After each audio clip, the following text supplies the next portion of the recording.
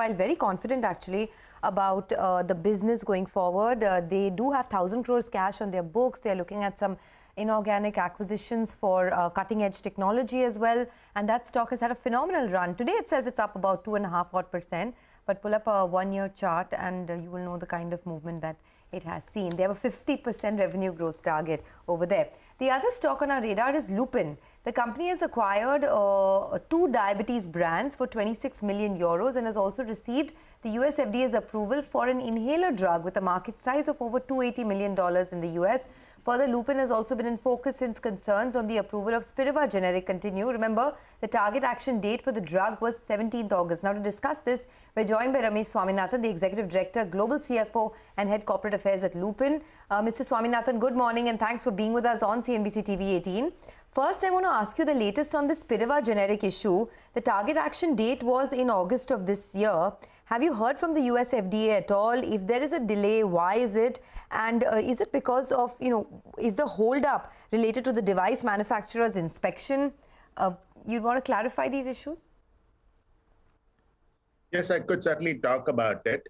Even at the beginning of this year, we did talk about the fact that the most important event for this particular year would of course be Spiriva itself. We do have a CRL on that, and that is the reason why we didn't get an approval in August. But having said that, we believe we're still very, very confident that we'll be able to resolve it and potentially get an approval by the end of the fourth quarter. So fourth quarter launch is exactly where we think it would be. And our confidence levels are pretty high at this. Saying that the launch will go through in all likelihood by the fourth quarter of this fiscal. What are you expecting to make once Spiriva gets an approval? There are estimates that you could be looking at $70 to $100 million per year, assuming around 3 companies sell the drug in the market. Is that a fair assumption? I think that's a conservative estimate. From our perspective, it could be upward of that. It's a pretty large drug. It's one of the more important drugs from our perspective as well. So our confidence levels comes from the fact that it is actually it's a healthy rate. So we are actually looking at the handler format, and given the kind of run it has in America, we believe we should be able to get a pretty decent market share as well.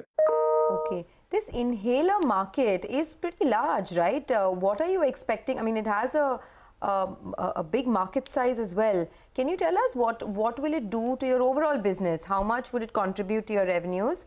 And what could the growth be in, say, FY23 and 24?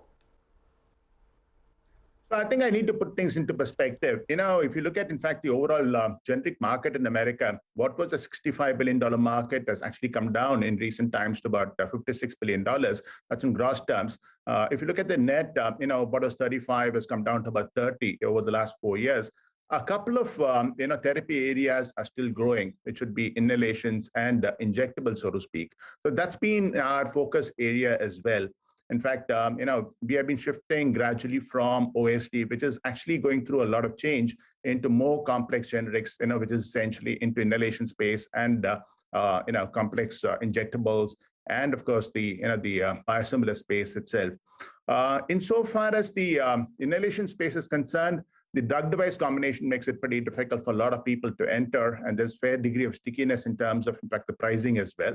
So our progress, was of course proven with our ability. We had albuterol, we have Foster in insofar as Europe is concerned.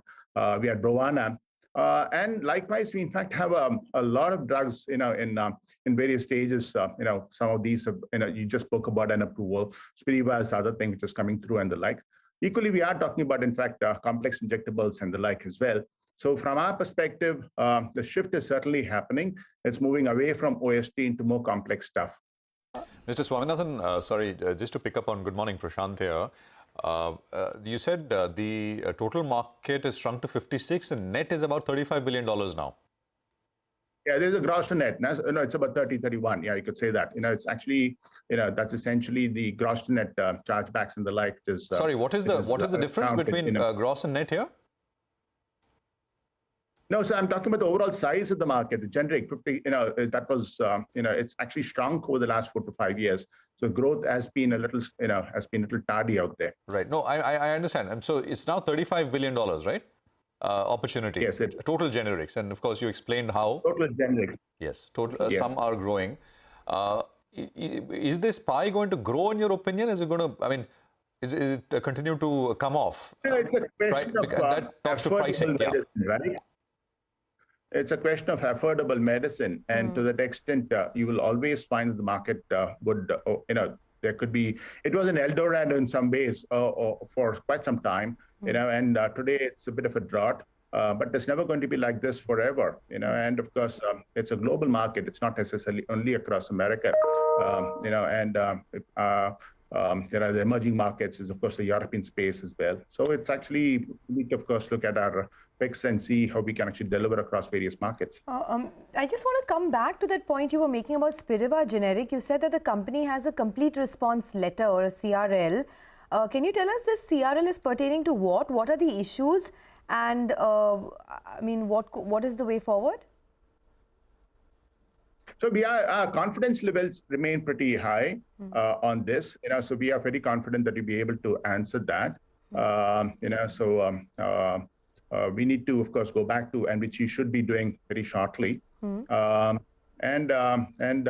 would, of course, not, from our perspective, not inhibit our ability to come out, with the product by the end of this. But is this CRL related to an inspection to the device manufacturer? Just if you can give us a little more details on that. No, I don't think it will be possible for us to give color on this, but it's not something which will derail any of our plans, we believe.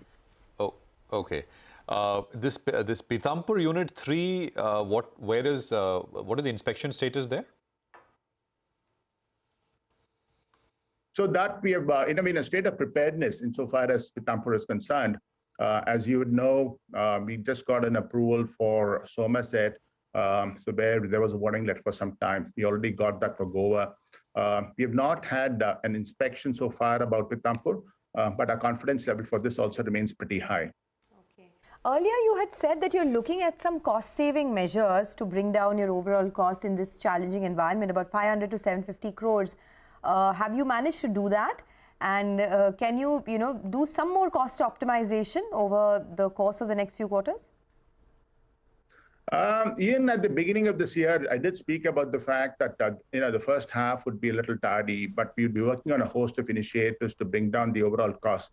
So those measures are actually on. There have been quite a lot of, inefficiencies that have crept into the system, across supply chain. We have invested ahead of the curve.